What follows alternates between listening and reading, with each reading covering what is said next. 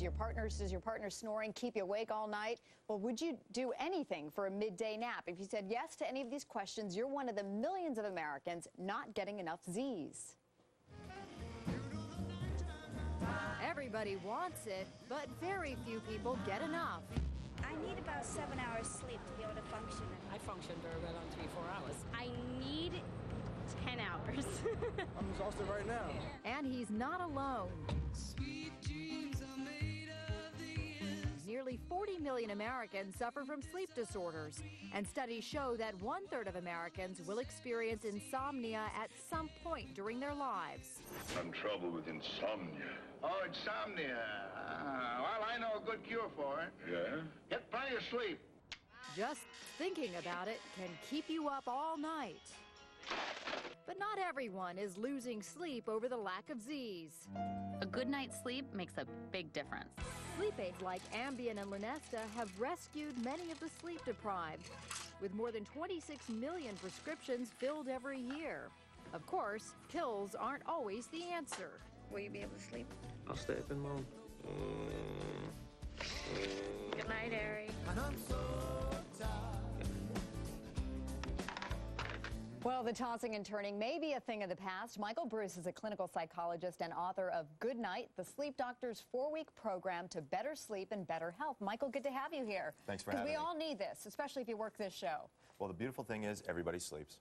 Exactly. Now, Or doesn't. yeah, that's right. And you say that a good night's sleep can help you lose weight, look younger, and have more energy. Of course, we get the have more energy part, but how is it going to help you shed more pounds? Also, even lose the face lines, or at least look a little bit younger? Well, what's kind of interesting about sleep is two things. One, if you don't sleep enough, what we find is that you have higher cortisol levels, which increases your appetite. It also lowers your metabolism. So you have high appetite with low metabolism, which equals weight gain. From a face line perspective, we know a couple of things about sleep. If you're in bed, you're not outside exposed to the UV rays. Your cells have a chance to regenerate. You also have something called arterial aging, which goes on if you don't get enough sleep. This means poor circulation to the blood, which means dark circles under the eyes, puffy eyes, even bad skin and hair. All right, so get your rest. Bottom line, you're going to look better, you're going to feel better.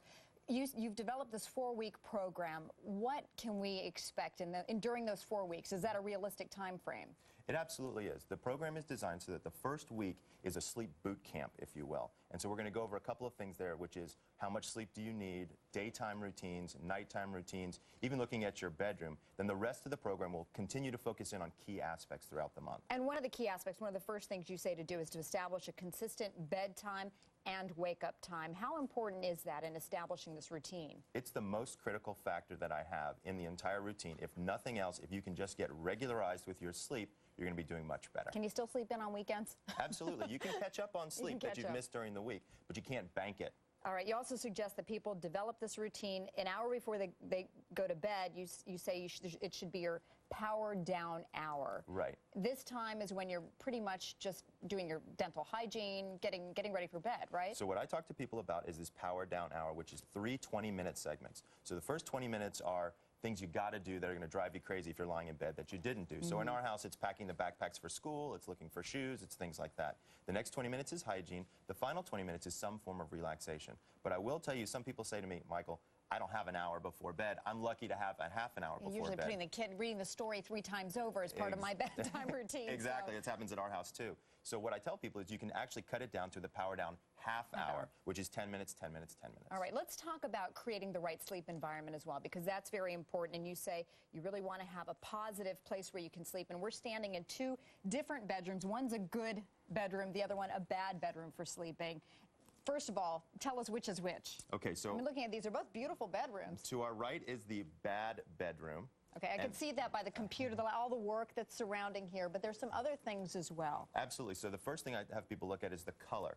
So when we look at color, it's not all about color. It's actually about how bright the color is, the finish of the color. This is more of a high gloss paint, whereas you... Like a yellow-orange tone. Exactly. You'd want more of a matted finish. We also see that the light next to the bed is a 75-watt bulb. One of the things I recommend for people is to change to 40 and 45-watt bulbs beside the bed.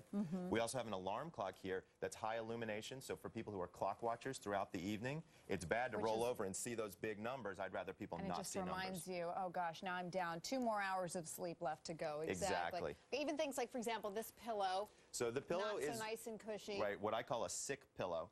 And the way to tell if you have a sick pillow is to take it and hang it over your arm. If it's not If it standing drapes straight like out this, and looks like old saddlebags, you're getting no neck support there. exactly. It's All time right. for a new pillow. Okay, and so I mean that we get the idea here, and take a look at what we've done with the good bedroom. And here the paint, everything from the paint is much softer. It's a creamier finish. How is that more helpful than this brighter color? So when you look at it from a color perspective, color doesn't matter when the lights are off, but color matters when you walk into the room. It actually sets a tone for you emotionally so that you can, again, if you see a softer color, it allows you to start to relax and soothe into bed. You have the dimmer light bulb, as you mentioned. Absolutely. 40 watt, right? Then you've got the alarm clock, which doesn't have the blaring, glowing numbers. Exactly. And this alarm clock's kind of cool because it also has special sounds associated with it. So it's more spa sounds. So actually there's been data to suggest that sounds of the ocean can help people fall asleep. Ah, that's why they do that when you're at the spa. And then look at the pillow.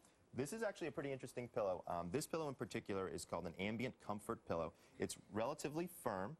And what's neat about this pillow is it's actually created with a special substance called hollow fiber, which actually increases oxygen levels in the blood. Originally a fabric used for diabetics in their socks, because, you know, people with diabetes have circulation issues. So it's going to increase circulation then. Absolutely. All right. Well, Dr. Michael Breus, some great advice again. Thank you so much. And you can find an excerpt from Good Night as well as our sleep quiz on our website at today.msnbc.com.